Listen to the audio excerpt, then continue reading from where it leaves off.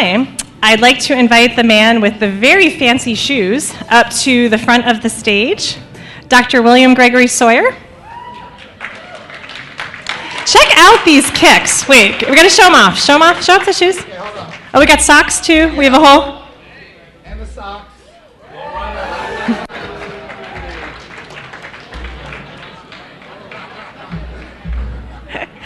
You're welcome.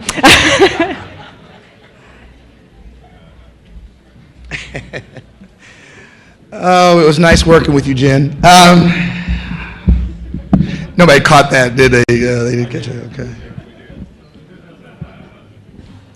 So a couple of announcements. First of all, I want to make sure that everyone knew why I have on these great shoes. So if you can't see, you've got to check them out later on. They are, I'm not pumping Derrick Rose, but they are kind of neat colored shoes. They would not be shoes that I would normally wear, but we are in an environment, because this is the ATOD conference, we're here because we are very cathartic and the work that we do is here to help others. Well, something had happened and my staff knows I'm normally not the person who would share all this kind of information, but 2 months ago my sister was diagnosed with ovarian cancer and she's stage 3. So after I left NASPA in Baltimore, I went to Chicago where my sister was going through her 5th treatment of chemo.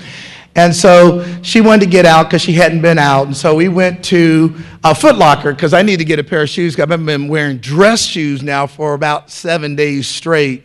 And I'm sorry, my dogs were hurting. So we went to Foot Locker and my sister sees these shoes. And she goes, "Those are the ones you have to get." And I thought, dang. Oh, and here's some socks too. So she knows that a lot of times at the university, my sister owns a company called EDI, which is Environmental Designs International. She has a master's degree in petroleum microbiology, and she's owned this company now for approximately 23 years. If you were to step into my office, you would get an opportunity to see that she lives 2 doors down from President Obama in his house in Chicago. So because of my sister, my family spent the entire day with President Obama at her house, which was kind of neat. So there's a picture in my office of me and President Obama, and it says President and Vice President, and I'm not lying. A different context, maybe. So the reason why the shoes are called Soles with a Purpose, S-O-L-E-S, and every Friday is Funky Shoe Friday. You pay your $1, you get to wear your funky shoes, and it goes to the American Cancer Society. So any of you that want to go ahead and participate, we're going to start Instagramming. Fellas, I know you guys don't go and we don't get checked up, and during the month of November, I let my hair grow, what little I have left. I had hair when I first became a vice president many years ago. I don't have hair now. But I did that for Movember because we need to also educate ourselves. So with that in mind, I just want you to know that that's why we have these shoes on. So you'll see Ed Lebiota. He'll have his funky orange on. You'll see a couple people with the funky red. And so just to know that it's really for a cause of making sure that we support cancer research. And the fact is that those are stories we often don't tell. Keeping a secret doesn't make it any better. So thank you very much for that piece of editorial comment. So I'm excited about being here today because first of all, I got to ask you, have you guys had a good time or what? More importantly, have you learned a lot since you've been here? Have you met people since you've been here? Are you coming next year? Not here.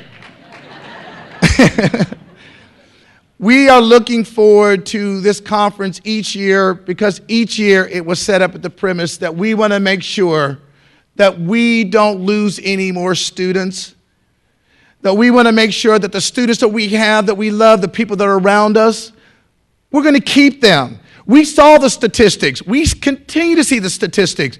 President Rush yesterday was eloquent in his opening remarks in terms of where we are with the data. We don't need more data. We need less data. We need not be statistics. We need not have our campuses be the ones that are on the front page. And we need not have our family members be the ones that we bury. We need to take this responsibly as we've done here this weekend. We know how important it is. We've heard our own president from Cal State Channel Islands talk about what happened in his own family with his own mother who had an addiction. We've heard from a family that lost their son because people were afraid to report it. And last night we heard from students about how their lives have been impacted by alcohol and the pain that they still feel. And so going to a conference is one thing, but we need to take this information back to our communities and continue to make a difference, to talk to people around us. It always reminds me when I was at a diversity conference, and when I was at this diversity conference and people who, they won't tell jokes about, I'll say off-color jokes. But let them get around their friends, and then that off-color joke is being told, and what they say is, they don't really mean it. The first chance you had, and you blew it. So what I'm asking you to do today is, when you leave this conference and you see something in front of you, do not revert back to, they're my friends. They're not alcoholics. They just smoke a joint every now and then. We must take what we do seriously, and hopefully the message that we take home with us will be one of integrity, the one of intentionality, and that we know that's a need-based program that's not going to go away if we hide it under a rock. So I appreciate, once again, all of you being here. We at Channel Islands really have enjoyed hosting you. This has been a lot of fun for us because we love our campus, and we want you to see what we have here. We're proud of all of our colleagues throughout the state of California, but we wanted you to see a little piece of our paradise here in Camarillo. So thank you guys all for being here.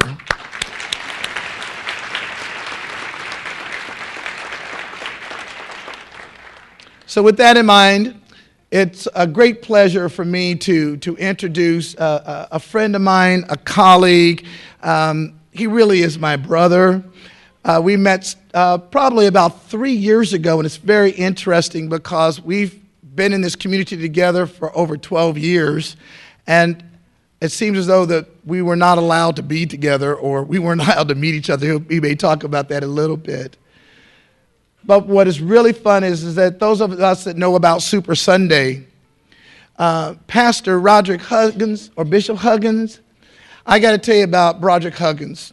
So Dr. Huggins is a very different kind of person. So he has the pastoral qualities because he's a minister. He has the academic qualities because he's got that doctorate. But more importantly, he has the humanistic qualities because he's with the people. And so he's not the person. I heard many years ago, I remember hearing Dr. Leo Buscaglia say that if you really want to do something important in life and you want to help yourself, you lock up your house, you lock up your belongings, you walk across the street, and you do something good for somebody else. And that is Dr. Pastor Bishop Broderick Huggins. So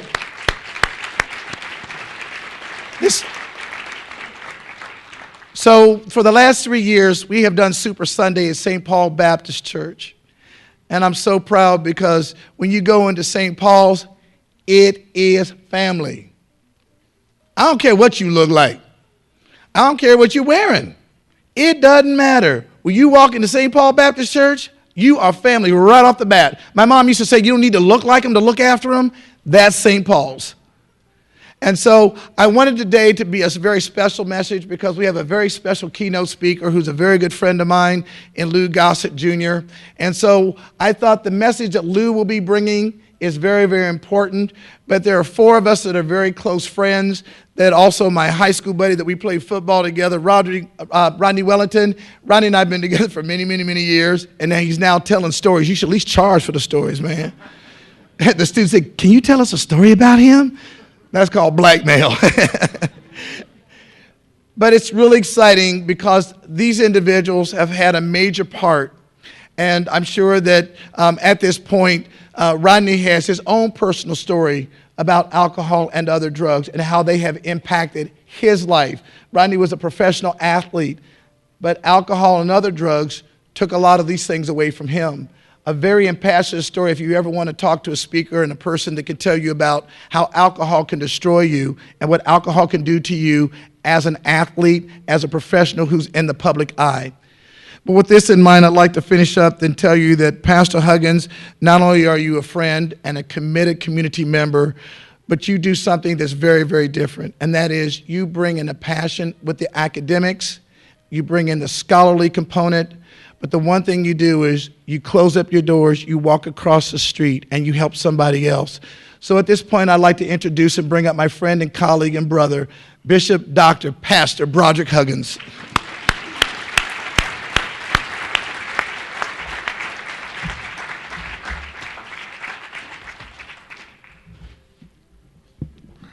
I am hippopotamus glad and elephant happy to be here.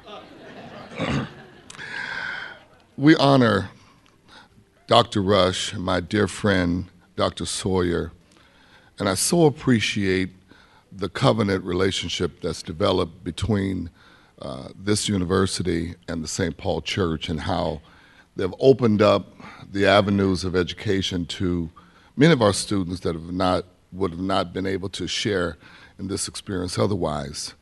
I've come to realize that there is a distinct difference between contract and covenant. Covenant is something that you're obligated to do. Covenant is something that you want to do from your heart. And the desire of this university and the commitment of this university to connect with the community through the faith community is something that I will always cherish, and I'm so grateful that God has brought us together and has knitted our hearts together for the benefit of our young people in the community. And with that, I would ask that you would give Dr. Rush and Dr. Sawyer a great big hand of appreciation for their commitment to connect with the community. One of the fringe benefits of our covenant is that we've been able to see several of the members of our church employed, Dr. Angela Timmons, and raise your hand, Dr. Timmons, and LaSonia Davis, who are committed and connected and employed now by the university as a result of our relationship. And so that's certainly something that I'm extremely proud of as a pastor in this city and this community. One of the fringe benefits of being connected with Dr. Sawyer is that you get a chance to meet a lot of great people. I called him the Pied Piper. And in following him, he brought Dr. Lou Gossett into my life, into the life of our community. And it affords me the greatest pleasure to introduce him today. Lou Gossett, as far as I'm concerned, before I read some of the more objective things of his of his resume. Freudian slip, all right. I must say, okay, I'm a preacher. Okay, obituaries, funerals, all right.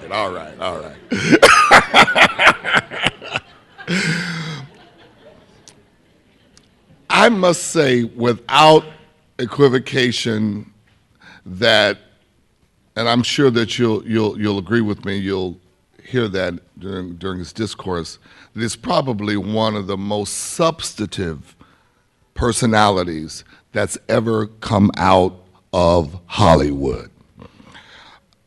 He was born in 1936, Brooklyn, New York. Lou has a flair for projecting quiet authority as he scored well personally in a string of diverse and occasionally challenging roles.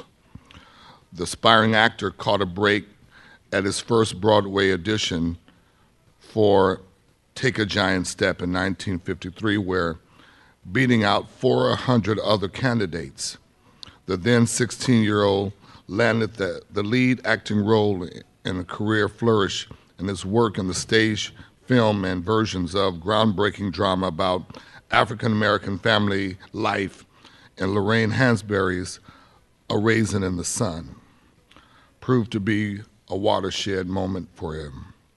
This led to numerous appearances on the network series in the 1960s and 70s, culminating in 1977 when he picked up an Emmy Award for his eloquent portrayal of Fiddler in the landmark ABC miniseries called Roots.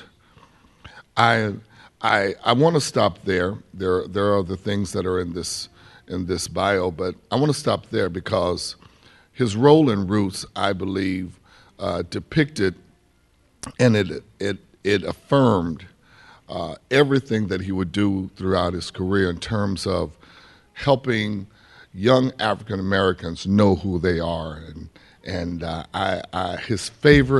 favorite line from his role in Roots was when Kunta Kinte had been beaten and had been left for dead. It was Lou Gossett in his role, and you could tell that it was more than just playing a role. He says to Kunta Kinte, "You know who you be. There's going to be a better day."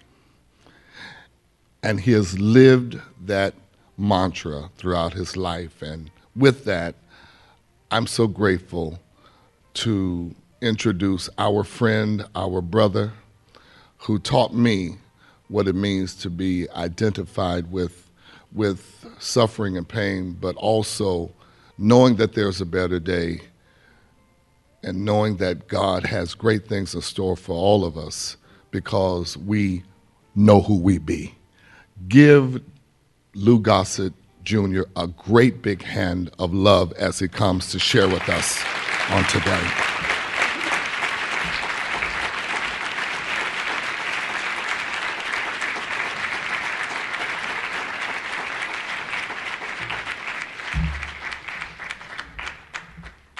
Hello, y'all.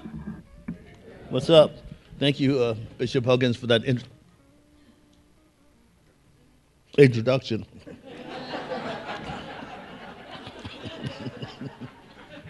Dr. Sawyer, thank you, sir. Rodney, it's good to see you. It was wonderful to meet you, Mr. Timmons.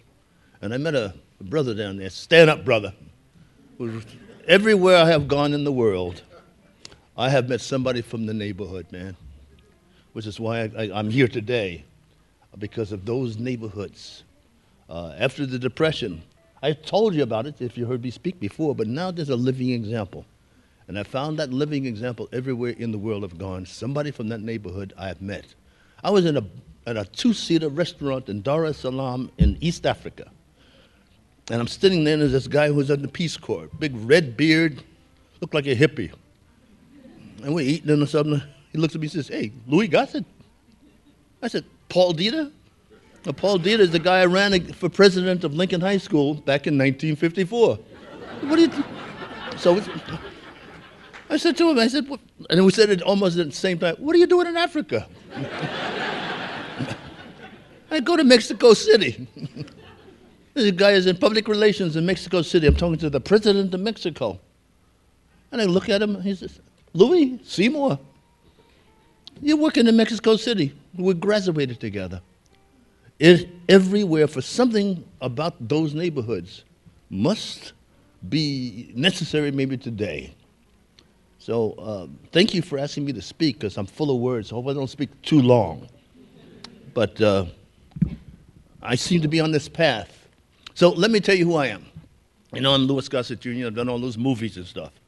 But what you're looking at is somebody, he used to be on drugs and alcohol. So I live in recovery. 2/3 of the United States is living in recovery, by the way. And it's God's dictation. I remember as a child, I had a great-grandmother who I speak about all the time. She is on my shoulder. And in those neighborhoods, before the cell phone, there were the old ladies in the window. And if we did something wrong, it could have been 2 o'clock in the afternoon, I don't know how my parents knew that I had done something wrong because there was no cell phone. Telephone was too heavy. But we had a neighborhood. So if I got home, if my parents wasn't home by the time dinner was, the first door I could have had maybe some gefilte fish. The next door, maybe it was some lasagna. The next door would be some corned beef and cabbage. And the next door would be fried chicken. It depends on who was home. If there was somebody who was hungry and homeless, they were pulled in. Their clothes were taken off. They were giving me hand-me-downs, stuck in the bathtub, and sat at the table. If somebody went to sell drugs in the neighborhood, no, you can't do that here. If somebody wanted to have a fight, a little fist fight maybe, you go over in the corner and do that. The number one thing is that we all took care of one another, and the streets were safe for our kids to play in, and we played to the street lights without fear. That's the kind of neighborhood that we grew up in. We need those neighborhoods today. So how can we get back to that? When I grew up, some of the men in my family, they were kind of frustrated black men. You know, they had to be porters and butlers, and they had to work. You saw the butler, and you saw all that stuff. You know the stories a little bit more. And my heroes were my uncles, my father, on both sides. They were the best athletes. They had the most fun. They attracted all the people around them. They were zoot suiters. They knew the jitterbug, you know. And when I was born, that's it. I lived and died to be with them. They tickled me. They hugged me. They're women. And I was in seventh heaven. So, you know, when you're growing up, the first thing you know is them. That's supposed to be the way to go, right? And so we'd go to the ballpark, and they played the best basketball. And you go to the clubs, everybody surrounded them. And you go to a place, to the Apollo, and they take you to the Apollo. So the highlight of my first 10 years of life was when my uncles took me to a thing called the beer garden. And on the radio was the Dodger game for the World Series. And they put me on a high stool and gave me a shot glass of beer. That was the highlight of my childhood. And I took that highlight and I moved on. For some reason, I was given a gift, which I didn't know what was. And it was the gift of acting. hadn't seen no plays. What I wanted to do was be a professional athlete and maybe a doctor. And I played some good sports and stuff, but I didn't know anything about acting. But that gift kind of resurrected, I guess, maybe in an English class in high school. Well, the English teacher happened to be a man, a former Broadway producer, director, who read the dailies about jobs and show business. And he said, they're looking for a kid about your age to play a lead in a Broadway show. They can't find anybody. There's nobody in the business. So they're coming to the high schools. Tell you what, tell your mother to take you down there on Sunday. What can you lose? So my mother took me down there on Sunday, and they had me read some stuff, and I heard some giggles, because there's a little stage with one little light in it. And they giggled, and I got upset, and I started to go back toward the subway, until this man who looked like me, only 25 years older, stopped me and says, wait, we didn't mean to hurt your feelings, but you just reminded me of me. So his name was Louis Peterson, and he said, you just give me goose pimples, because that's exactly how I speak. But you got the part, but you got to get rid of one thing. He says, what's that? I said, you got to get rid of the Brooklyn Jewish accent. So I said, what are you talking about? I don't know what you're talking about. I always speak like this. So all summer I had to get rid of my accent, and they taught me how to act. Now that's miracle time. That's lightning. Some of you people in this generation call it a God shot. But I was prepared for that moment because of the direct input of a great-grandmother. Her name was Bertha Ray. Now, in the Bible, which got started after the slaves were freed, there's births, there's deaths, there's baptisms, and the Bible recorded the family history. Everybody going like bobblehead doll, because you remember, right? That was all of us, right? But her birth was not recorded in the Bible. And the Bible started when the slaves were freed. So the Bible must have started somewhere during Reconstruction. So we figure when she died, because it was her job to raise me and my cousins, because everybody else had to get a job. Most of it was maids, butlers, porters, handymen. So grandma and great-grandmother took the responsibility of raising sometimes 15 and 20 of us. That's what they had, the old boarding house reach time. And anybody who was hungry and homeless, they came in there too. And they took care of the children. And there were rules. You had to behave yourself. She only lied to me one time. She said, "This is going to hurt me more than it's going to hurt you." She could hardly see, couldn't count, couldn't read, but she successfully raised 15 of me and my cousins. I have a first cousin now, his name is Robert, he's in Closer, major crimes. But the Gossetts are all over the place. Thank God for Grandma Ray. So when she passed away,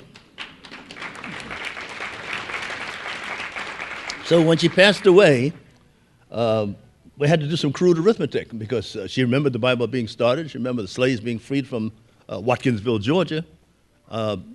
They had to do some crude arithmetic. So when she passed away, when the youngest of my cousins got married and moved to Long Island, she sneezed, went to bed, and didn't wake up. She had to be maybe 114 years old, as long as there's something for her to do. But she is symbolic in my life and in my recovery. So finally, when I stopped copying my uncles, and I said, well, if my Uncle Tim could see me do this now, boy, I just said, well, that stuff is no good. Let me try this. So there was two people being raised. Somebody who God gave a talent of acting, but inside, an undeveloped child. And that undeveloped child is the one who hid in corners and didn't want anybody to see, and is in that dark place where I stumbled upon drugs and alcohol. Wanting to be like my uncles and the people I admired, the jazz musicians and some of the athletes. And I really didn't like it, but I wanted to belong and I needed to be a man. So the rules at those days is you're not a man unless Friday night and Saturday and part of Sunday, you can do what you want, but you must wake up and on Monday morning do the best job possible from Monday to Friday, and that's the description of a man. So I have some news for you. If you do this substance and you think you're exempt from having it be a problem, maybe you got to think again, especially if it's hard drugs. If you take 1/100th of any kind of drug, and this is my education, it limits your thought process. It lets the door open for the disease to come in here and live with you. And it grows along with you. So even if you haven't done it again for 10 years, that disease has been living with you as if you had. So if you wait 10 years and you do it again, it's as if you've been doing it all along. That's the devil. And I think God, who I presently believe in, has created the devil. He kicked him out of heaven. His name was Lucifer. And Lucifer is a very beautiful, attractive angel that we all know who Lucifer is in the streets. Sometimes it's in the image of a beautiful woman or a car or money or an 8-ball or whatever it is. But it's only momentary. So in this path of recovery, I've come to be chosen by my higher power, whom I call God, who is in charge all of the time. That's what my great-grandmother said. She said, when I did that first play, my great-grandmother used to dip a thing called railroad mill snuff. And she had a rocking chair, see? And she would observe. And she lost a finger when she was a child, so she had a half a finger, see? And that half a finger was the most powerful finger I've ever seen in my life. So I thought I was hot stuff, you know. I had my Florsheim shoes, my Robert Hall clothes, and a woman on each arm. I'm walking down the street, you know, in my zoot suit and my hat. And she said, "Come here, boy. Let me tell you something." She said, "God was here before you got here. He's going to be here while you're here. and he's going to be here long after you're gone. So you may as well calm down and let him run things. So I went in here, went out the other. When I listened, everything was good, and when I didn't, everything was bad. So God sent her to give us all messages. That's what I think today about in retrospect. I also think that there's nothing that happened in my life that has been an accident. And none of us, good and bad, deaths, fights, illnesses, God is sending us a test. And it's a test of faith. And that faith is for you to hit those hard times in your life as a test of faith, knowing full well that you're going to succeed. At the other end, you'll be able to live and talk about what just happened. So I think God is also sending us signals, mankind, by sending us Oklahoma, 20 straight tornadoes, tsunamis. He's trying to he started patting us on the shoulder. Now he's blowing whistles. Why is he getting our attention? Because the world is in imbalance. It's an imbalance in such a catastrophic way that the only way to stop the imbalance is for us to cooperate together, brother and sister, without racism, without differences, to hold hands and bring this planet back to its pristine shape. So you may not think I'm talking about alcohol and drugs, but I have a point. So now, if we bring it back to this pristine shape, what we'll do is we'll clear up the oceans and the air. We'll rebuild the rainforests, and our children will copy from that the continuance of the salvation of the planet. Now, in order for that to happen, everybody's got to be in the right mind, huh? In the right mindset. So there's a symbol, there's a triangle. One side says spiritual growth, the other side says emotional growth, and the other one is physical growth. The combination of all those three brings us a mutual cooperation. And like this room and everywhere else where it's successful, it kind of stands out as something that maybe we should do more often in all of our affairs. So now, let's get down to the hood, to the place where the violence takes place, and a place where the drugs are distributed, and these people are making money on you young folks. Let's get down to that. When I was a young person of your age, there was little drugs here and there, but it's really back in the corner. And if I was interested in doing it, I had to look over my shoulder. And then once I got high, I had to hide for a while until it went down. It wasn't a very pleasant thing to do. That's changed. Because you young people can walk the streets today with guns in your hands and shoot one another and have a diddy bop and hip, have hoods and stuff, because nobody's going to stop you. God is going to stop you. And how is he stopping you? You'll either die, get wounded, or go to prison because grandma's not there. Grandma created a community, all you people from all colors. We probably have to go back to that thrilling days of yesteryear, when if somebody got hurt in the neighborhood, everybody responded. So I've come up with a concept. I've spoken to the mayor, and I've been put on this path here in sobriety of selfless service, which I think that's what we learned back in the hood.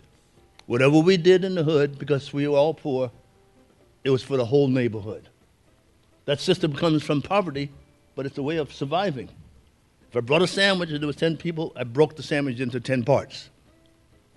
We took very good care of one another. And as a result of taking very good care of one another, those people who survived, like that gentleman over there and others that I've met, are still here and still of service. So the rules to young people is not what you get, it's what you give. And you think, that don't make no sense, man. I'm going to make me some money, you know.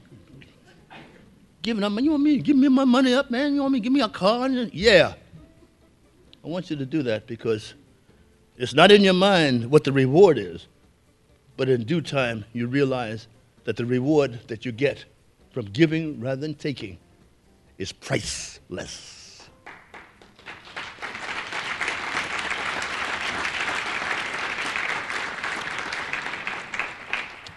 That's the next level. So we learn, and our industry is a little guilty of showing you the wrong message about making all that money and getting all those cars and having all those women and being in a big house. And but I know some people, some young people, who are sitting in that they're now wondering, what's wrong with this picture? And what's wrong with this picture is that next level. The level of the conscious contact that God, who runs my life, is in charge. And in order for me to get a proper message from God, who sent me Jesus and Allah and Buddha as messengers of his message, that he's in charge all of the time, so it behooves me to figure out on a daily basis what I can do to block his message so I can get it clean and clear on a daily basis and figure out what I have to do today. It happened this morning with my meditation, and I had to come to see Greg Sawyer to speak my mind. There's no script here, right? So now, what has God done for me as a result? 2 years ago, I was at the doorway of death. When I first met Professor Sawyer, I was here in wheelchairs. Couldn't go up 3 steps. I was 278 pounds. I'd just come out of the hospital, and my mindset had said, it's over. And now you remember, I came here because I needed to be of service. I was desperate to help before I left. So, Minister Huggins, that was 2 years ago, though. So today, for some wonderful reason, I've been chosen to survive because at the doorway of death, I heard a voice.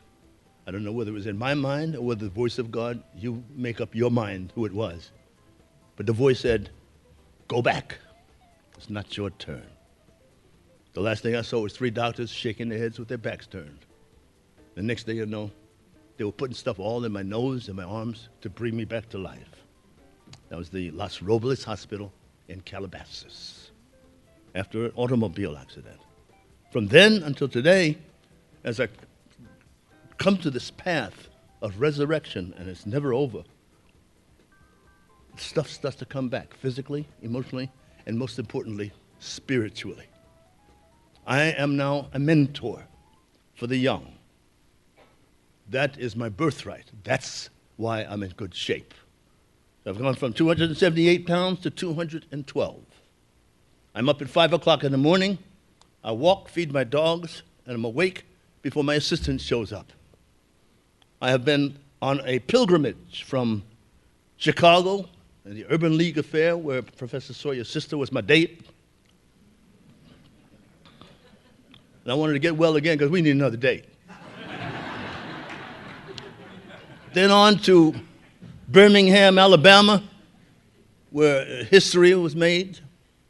And then on to Memphis, Tennessee, where Dr. King was shot. Then on to Selma, Alabama, on the 49th celebration of the Bloody March, preceded by a Lifetime Achievement Award from the city of Los Angeles, to countless jobs. And today, I'm in the middle of a mini-series, another kind of version of Roots called The Book of Negroes. And I'm now Halle Berry's father in another series called Extant for CBS. Now, that's the guy that used to do drugs and alcohol, guys. So that disease that stays alive all this life, I have to grow faster and stronger than that disease. And the only way I can do that is by letting God fight the battle and be humble and subservient to the one higher power that I have to be subservient to, and that's God's power. Now, if he's in charge 24/7, I have to figure out ways, whether it's meditation, whether it's prayer, or whether it's accidents. So I've been put on this path. I had some resentment because I had all these awards as an actor. So I was raised with this anger. I know you can identify your brothers, this inequity and racism and all that kind of stuff. It makes you mad, makes you act like you have to wear a hood. And you have to have a rap. You have to have the attitude because you don't think this thing is equal. So I went to see Mandela. And Mandela smiled at me. And I asked him, I was with him for 20 minutes. I said, the whole world was waiting to see what you would like when you came out of Robben Island. And you were there for 27 years. And you came out with a smile, messed everybody up. I said, why? And he smiled again and he said, there's a much bigger picture. And the bigger picture is that God wants our attention to take better care of this planet. This planet is dying. So if we have the most money or the most weapons or the most power and we flex those muscles, it doesn't matter if the planet is gone. So if we have the most influence and we feel that we're superior to somebody else, you can be superior, but where are we going to be superior at? So we may as well be in a 747 airplane, and it's at 30,000 feet, and the plane is crashing to the ground, and everybody inside the plane is fighting over who's going to be in first class. That is an assumption that maybe by gentle suggestion, I need to plant a seed that we cannot survive anymore without one another equally. That's what it's going to take to save the planet. Now down to the drugs and alcohol. In my neighborhood, you couldn't practice that. You couldn't do that in this neighborhood. So I've come with a plan with our mayor to have this summer and next summer be called the Summer of Peace. And by gentle suggestion in each one of your neighborhoods, if somebody shoots somebody or sells some drugs in the streets, it's all your responsibility to get out there at that very moment and scream and say, no more. No more. Not in this neighborhood. You can't sell drugs in this neighborhood anymore. You can't fight one another in this neighborhood no more. Our young people don't know unless they get those orders.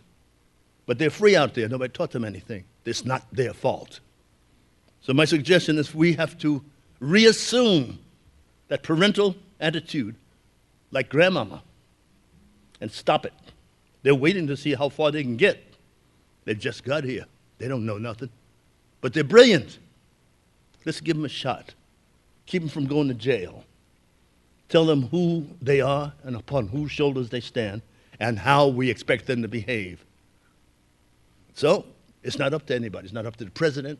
It's not up to the police or the judge. It's up to us. No more. If you don't have the answer, we have one. I have a foundation, as many others. Mine's called E-Racism. Bishop Huggins has got a place that he's got a program. We have an answer for you young folks. If you're on the brink of trying to be a man or a woman with substance and beer, I know you can get a woman without a six-pack. There's some lessons we have to teach you. So I'm here to stop the preaching and go sit down and finish my lunch. But there is no such thing as impossible today. God has shown us that. God has shown me that it wasn't my time to pass. I have a message. I've pressed the message on all through Africa, all through the mayor's office, in the cities of Chicago and Memphis, Birmingham, San Francisco, Brooklyn, New York, and it's getting bigger and bigger. I pass it on to you for what it's worth. Pass it on to your loved ones and tell them if they're on the verge of trouble, no more. No more in this family, no more in this neighborhood, no more in this country. If the man can't make any money, he'll go somewhere else. Thank you.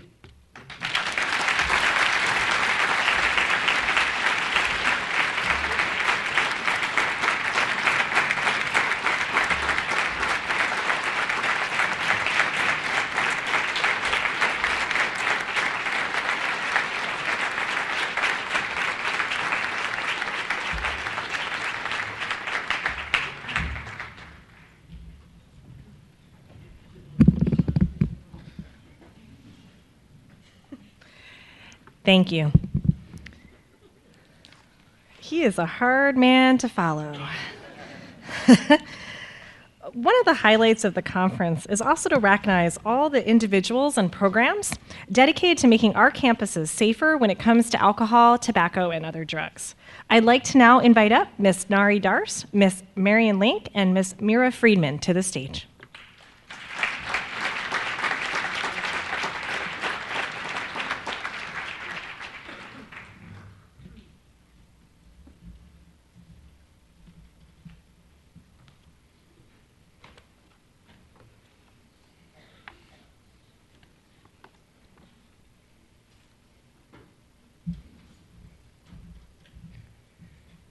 Good afternoon, everyone. We have the distinct pleasure now of turning the tables on you and inviting up some of this year's distinguished award recipients. We don't get much appreciation in this field, right? It is a field of service where we spend all of our time focused on our community, our students, our colleagues around us who are in need of our help. And we don't really get opportunities to appreciate them. And so my team and I get the pleasure of doing that today. We will be inviting up award recipients to the stage to receive your award. For a few categories, we'll also be recognizing some of the nominees in our student categories. Nominees, we also have a certificate for you, which you can get from Mira after our program ends today at 1:30. So I'd like to open us up first with the Student Leadership Award. We're not going to spend everyone's time reading the categories. They're in your program if you'd like to reference those. But we want to bring all the highlight to those hardworking students and staff in our field. So some of our nominees in this category that we would like to acknowledge, if you wouldn't mind just standing, include Justin Ibarra of Cal State Fullerton.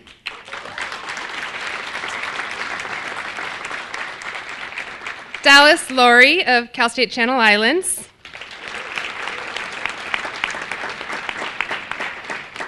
Elizabeth Lopez of Cal State Fresno State.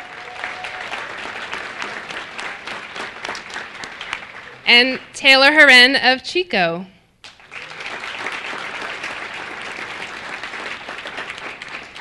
Now in this category we get to acknowledge two winners. So our first winner is Nicholas Bell of San Jose State University. Nicholas is a graduating senior. He's described as a leader who empowers his campus community. And after reading his nomination, our entire team can understand why. These are just a few of Nicholas's accomplishments. As a fraternity member, Nicholas served as the new member educator and Gamma representative, facilitating discussions surrounding brotherhood, accountability, and responsible drinking. As a senior resident advisor, he planned more than 75 programs addressing cultural competence, academic development, and civic engagement. As a lead peer health educator for alcohol as well, Nicholas trains new peer health educators in speaking skills and outreach abilities, delivers alcohol education to over 3,500 students, and serves as a student representative for their alcohol and drug prevention abuse community. Fellow students have described him as a passionate leader, an advocate, and a friend. Please join us in congratulating Nicholas.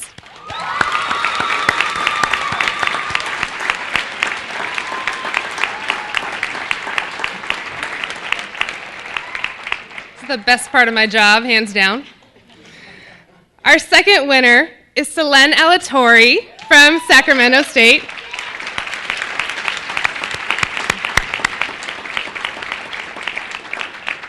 She has consistently demonstrated her commitment to student and community wellness.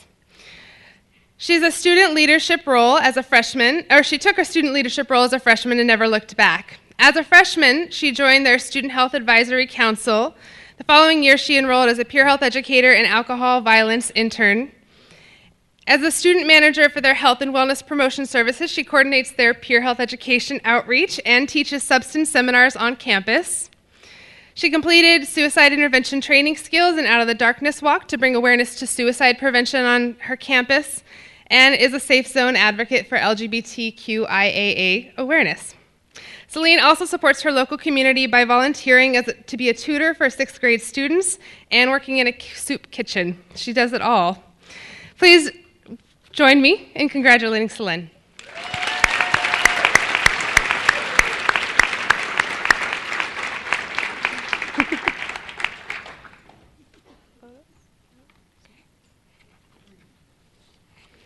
Our second student category is for Outstanding Student Club or Organization Award.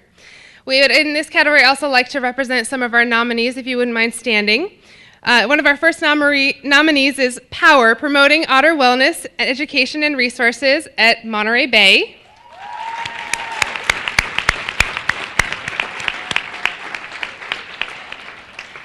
Peer Health Education from San Diego State.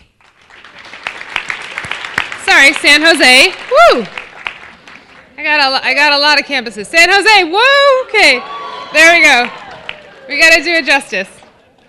And Alive and Well Pure Health educators from Cal State Northridge.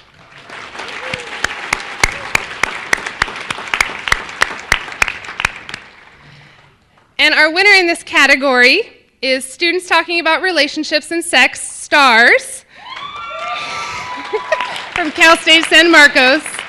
Come on up, y'all. STARS, if you missed their breakout session this morning, which was fabulous, I was there.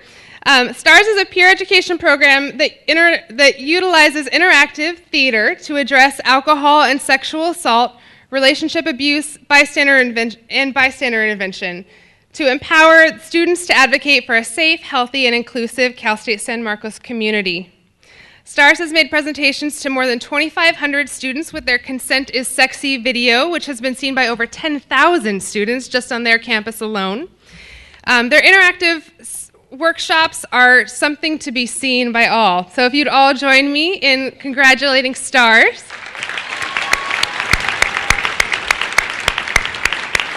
They certainly shine brightly today, don't they?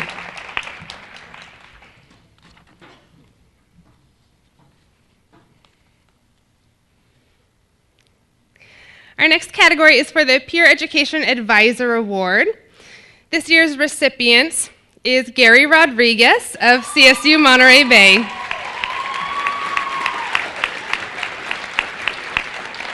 Yes, to you, Gary, come on.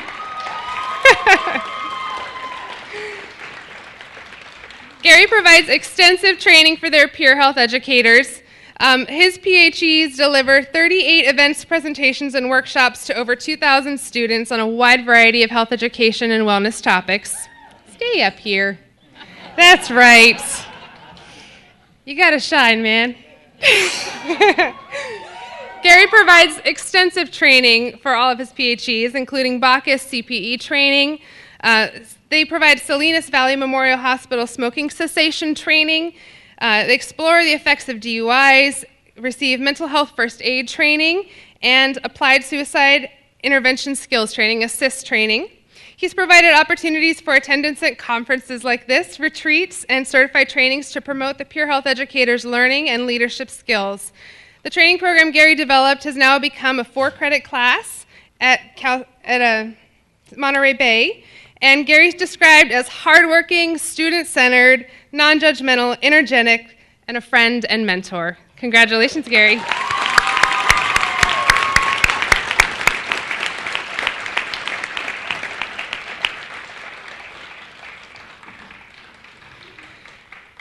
Next, we have our Violence Prevention Champion Award. I know our award winner is not able to be with us today, so we can all recognize her along with her colleague, Mira Friedman.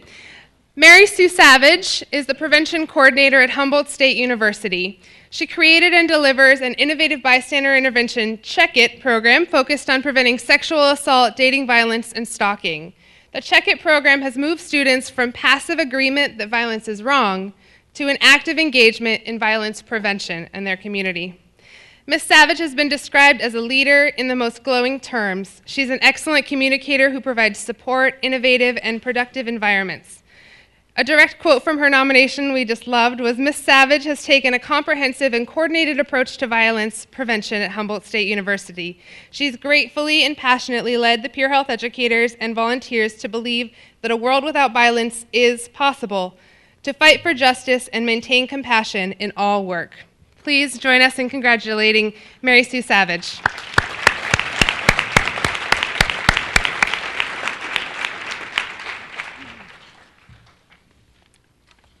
Thank you. All right, it's my pleasure to make the next award announcement, which is the ATOD Champion Award. As the Interim Director of Health Education at Cal State Fullerton, Narayana Darst serves as a champion for the responsible use of alcohol, tobacco, and other drugs. She's made a big impact since arriving at Fullerton just 2 years ago. Here are a few highlights of Narayana's work. Narayana manages 100 members of the Peer Health University Network. She's an inspirational leader for GAMA, Greeks advocating for the mature management of alcohol. She's led the effort of policy awareness and programming for Fullerton's new smoke-free policy. Narayana has connected her campus to community organizations, including the Orange County DUI Task Force, the Orange County Prescription and OTC Drug Prevention Coalition, and the Orange County Tobacco Education Coalition. Narayana is described as a stellar example of how health education really works in the context of awareness, attitude, and behavior change. This year's winner of the ATOD Champion Award is Narayana Darst from Cal State Fullerton. Congratulations, Narayana.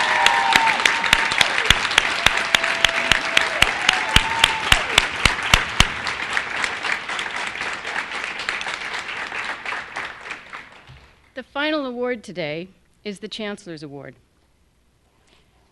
Dr. James Lang, the coordinator of alcohol and other drug initiatives and professor at San Diego State University, is a leader in ATOD prevention. He is known as California higher education's go-to expert for the most current ATOD information. Dr. Lang is a researcher, writer, trainer, and webinar developer with expertise in marijuana, binge drinking, impaired driving, underage drinking, tobacco use, prescription drugs, emerging drugs, and many more. His work focuses on evidence-based environmental interventions. Here are just a few highlights of Dr. Lang's extensive work. Dr. Lang has developed and implemented an award-winning comprehensive prevention strategy. His highly successful Aztec Nights program is also nationally recognized. He's a regular presenter at national conferences and has presented at the CSU AOD conferences in Chico, Fresno, Dominguez Hills, Long Beach, and today here at Channel Islands. He's helped plan several CSU AOD conferences, including this year's conference. Dr. Lang serves as the regional coordinator for the network. He's taken the lead on educating and preparing California colleges and universities for potential marijuana legislation. Dr. Lang is selfless in his dedication to his field and his peers. Many of us in this room today have benefited directly from his experience, guidance, and generosity. A sincere thank you, and this year's Chancellor's Award go to Dr. Jim Lang.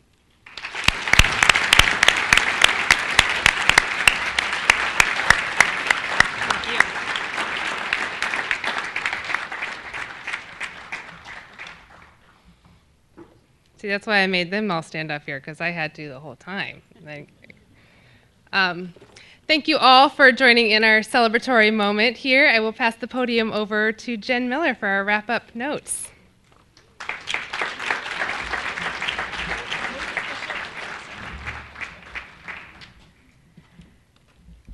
Okay, we are so on time. So we would like to take a couple minutes to acknowledge the very hardworking team that has been working over the past 2 years. We were just reminiscing. We did not receive a lot of emails and phone calls over the past 2 days, and it hit us because you're all here. So we look forward. We look forward. So we want to acknowledge the folks. We do have time. We want to make sure the folks are acknowledged because this was a very large collaborative committee. And we have a little something that we will make sure that folks get on the way out. So we have something. It is beautiful under the podium that we will share. Dr. Virgil Adams, a faculty member at CI. Dottie Ayer, oh man, she does everything. Rodal Benos, Danny Hawes, Dr. Amanda Carpenter, who is responsible for Thursday evenings reception. Cindy Derrico, Dr. Genevieve Evans-Taylor, who creatively made sure that when the teleconference went down, we kept going. So we thank her. Ed Libiota, Jerry Lynn Himbaugh, Ray Porras, who made sure we all had free places to park, and shuttles who took us back and forth. Ariana Robles, who made sure your name tags were pretty, and they all had your names. We only had one name, but we were able to fix it. Amy Romelin, who did the program booklet, and she did the website, which she did a fabulous job. Louise Seifert, the woman in the beautiful hat, who also made sure that registration was so quick, we never had a line. So thank you, Louise. Cassandra, who made sure we had good food to eat, and it was served quickly. Marissa Stith, who made sure a mic never went down, the AV was set up correctly, and things ran smooth, even the beautiful lights that we plugged in, every single one.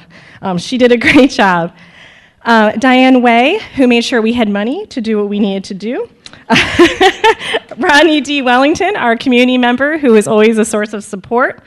Mira Friedman, as you saw, who made sure the awards, they did a very thorough awards process. Dr. James Lang, I don't know what he didn't do, but I know that he for sure made sure that programs were well thought out and prepared, and we had an excellent number of submissions this year. Jennifer Lano, Marion Link, Ray Morello, Nariana Darst, Linda Penna, Gary Rodriguez, and Dr. Sabrina Sanders, who I said I will miss very much, so I'm going to call her weekly so we can still catch up. Amelia Stoltz, Rosalinda Velasco, Kathy Yarmo, and we have small tokens for all of you. I checked 3 times to make sure I didn't leave anyone off, but if I did, I owe you lunch after this reception. So at this time, we'd like to please stand if you were recognized for your hard work in putting this conference together.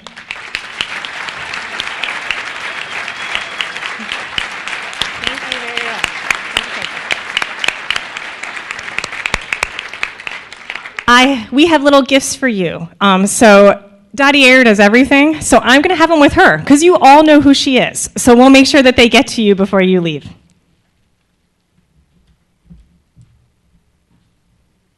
Oh, we're doing it right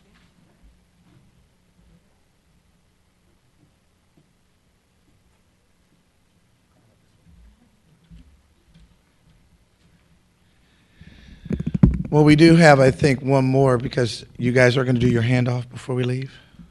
Okay. So I have the wonderful opportunity and responsibility of thanking our co-chairs.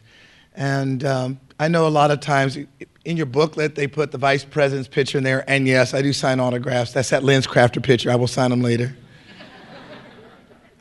My wife said, "You don't look like that anymore." So it was 8 years ago. What was I do with it? You know? But I do want to bring up our co-chairs again. So if Dr. Gravel and Dr. Miller will please join me at the podium.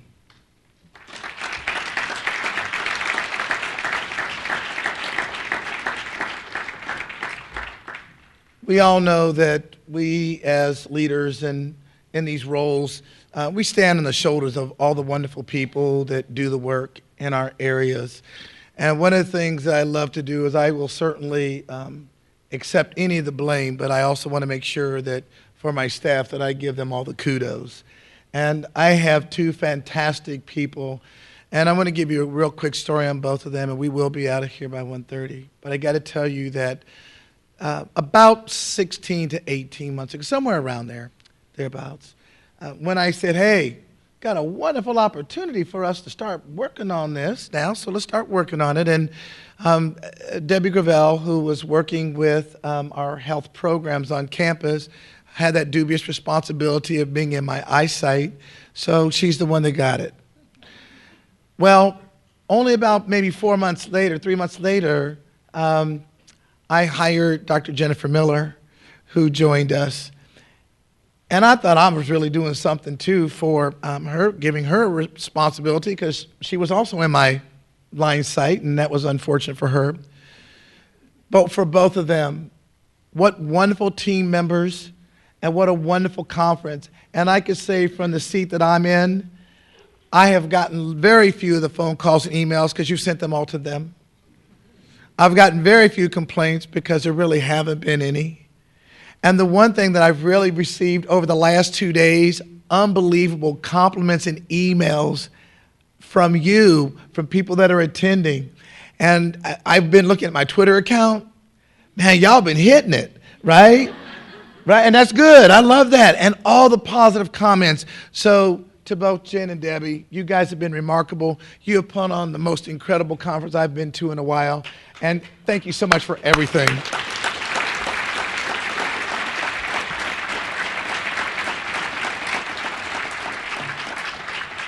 So inscribed is our conference logo picture of our bell tower, as well as the conference logo. And it says as Dr. Debbie Gravel, ATOD co-chair, Dr. Jennifer Miller, ATOD co-chair. Amazing job. Thank you so much. I appreciate both. Absolutely. It is my pleasure to now call up Gary Rodriguez from Monterey Bay and Mira Friedman from Humboldt. So we have a gift for them that's going to keep giving for the next 18 months. Look familiar? It still works. Yep. Where did you go? How'd you do it together? There you go.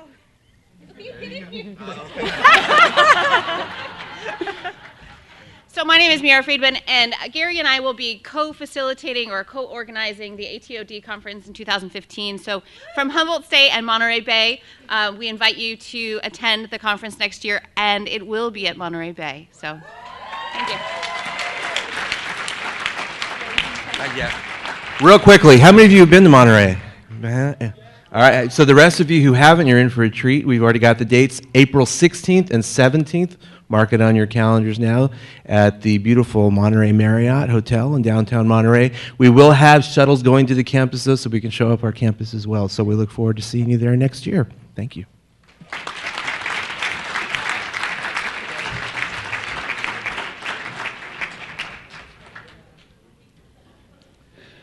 I have 129. No, man, this is a Rolex. I know what time it is.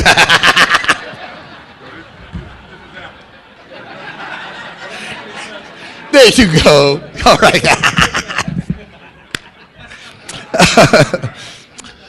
Oh, man. Those are the vice presidents acting up, y'all. Those are y'all's campuses right there. One of the things I haven't had a chance to do is recognize our colleagues. So prior to the ATOD conference, we had colleagues from the UCs and the CSUs, the vice chancellors and the vice presidents to meet. It's the first time that we have met in 7 years. It's the first time we have met on a campus, and only the second time in 12 years. And I would like to recognize at this time our colleagues, because you guys know they do help us to come to these conferences because of the funding and their support. So I would like for all my colleagues, the vice chancellors and vice presidents and the chancellor's office and president's office, would you all please stand up and be recognized?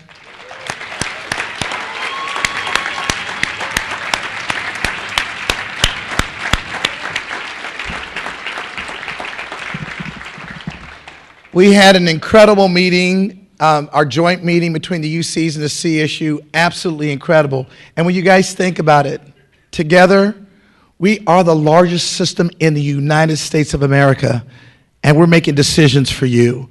And that's key. And we've made a decision, we committed ourselves that we're going to meet on an annual basis. So that's really exciting because the things that we do will be done for you. As we close the conference up today, one of the things I did want to do is make one special comment. We do know that over the past year, there have been a couple of incidents on campuses throughout the United States.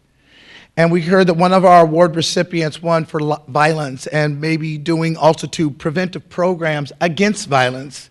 And I want to make sure, because I told Dr. Bill Nance that I was going to make this announcement, and we made it in our joint meeting. But San Jose had an unfortunate incident that took place on their campus. And one of the things that many of the campuses are trying to do around the country, and that is that we are recognizing the idea of let's stop the hate. You heard Lou Gossett talk about that. And so as we leave our ATOD conference and understand that violence too is definitely an outcome of our behaviors when we are participating. And therefore, on your table, you will see a card. It's simply a quote. But as I told Bill, our students on our campus and a committee, which is chaired by our co-chair, the Academic Senate, put together a Don't Hate campaign on behalf of our colleagues at San Jose. So if I can ask San Jose to please stand up and be recognized. San Jose State.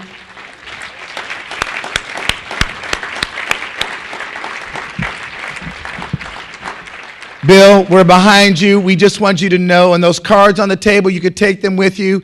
We just wanted to make sure that we don't look at hate, we elevate, and the idea is how important it is. We're behind you, we support you, and we'll be doing it all over the country. Thank you all for attending our ATOD conference. It was a pleasure to host you this year. Thank you. Be safe.